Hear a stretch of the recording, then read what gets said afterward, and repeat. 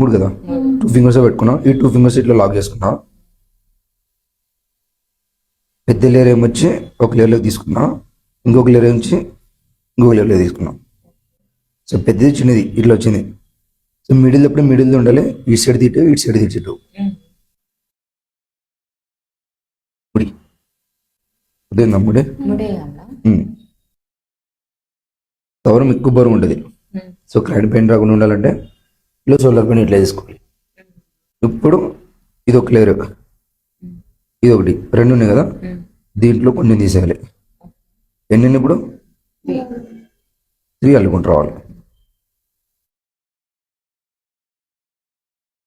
Cover ఇట్లా lock చేసామనుకో, పెళ్ళి అయ్యేంత వరకు కూడా, పెళ్ళి అయిపోయాక పెళ్లి కుదిరి తీసేందుకు కూడా సౌరం జారదు, రాదు కూడా.